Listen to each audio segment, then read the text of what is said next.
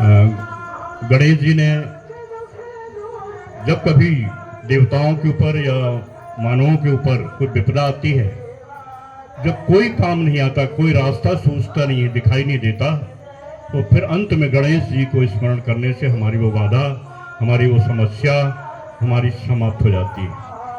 एक बार रावण जो था वो शिव भक्त था, भले ही राक्षस कुल में जन्मा, उसकी राक्षसी प्रवृत्तियां रही, लेकिन जितना ही वो विद्वान था, उतना ही वो शक्तिशाली था, उतना ही तपस्वी था, शिव का अनन्य भक्त था वो।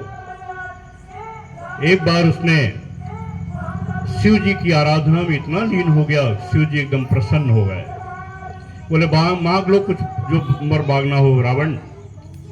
तो उसने कहा हमें अपना आत्मलिंग आप दे दीजिए हमें, जो बहुत ही शक्तिशाली, उसको यदि वो प्राप्त कर लेता तो दुनिया का सबसे बड़ा वो शक्तिशाली व्यक्ति हो जाता, फिर देवता भी उससे जीत नहीं सकते थे। शिव जी ने उसको दे दिया। शिव जी तो भोले भंडारी हैं, उनका भंडार कभी खाली रहता ही नहीं, और जो रहता वो सब दे देते हैं। रावण को सोने की लंका ही दे दी थी, पार्वती जी के लिए बनवाया था, और जब चला गया पूजा कराने, भवन की पूजा कराने गया, तो वो भजन ही मांग लिया इसी रावण ने, और उन्हें तथास्तु कह दिया, दे दिया, ऐसे बोले हैं। तो आत्मलिंग दे दिया, लेकिन इस शर्त के साथ कि इसको जमीन में लंका, यहां से कैलाश पर्वत से निकला था वो रावण लेके, और बोले लंका में जाने तक जहां भी स्थापित करना है तुम्हें इन्हें, इसके पहले कहीं रखना नहीं, वहीं स्थापित हो जाएंगे। बोले ठीक है।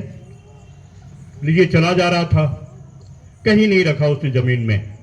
शाम हो गई, लंका भी दूर थी, पर शाम को वो नित्य रूप से संध्या वंदन करता था। उसका जब समय आ गया तो उसकी अकुलाहट बकलाहट एकदम बढ़ गई, कहीं कोई दिखाई नहीं दे रहा था। इसी बीच में देवताओं में हड़कंपत किया, कितना शक्तिशाली आत्मलिंग शिव जी का लिए जा रहा है ये, यदि इसने जाकर वहां इसकी पूजा कर ली तो हम लोग तो कहीं के नहीं रहेंगे। फिर वो सब गणेश जी के पास गए और पूरी कथा क्या सुनाई कि शिव जी ने उसको वरदान स्वरूप दे दिया है, यदि आप किसी तरह से उससे उसको ले लें तभी हम लोगों के प्राणों की रक्षा हो पाएगी, अन्यथा हमारा जो है विनाश हो जाएगा। जब गणेश जी को पता चला तो बोले चलो मैं कोई इसका हल निकालता हूँ।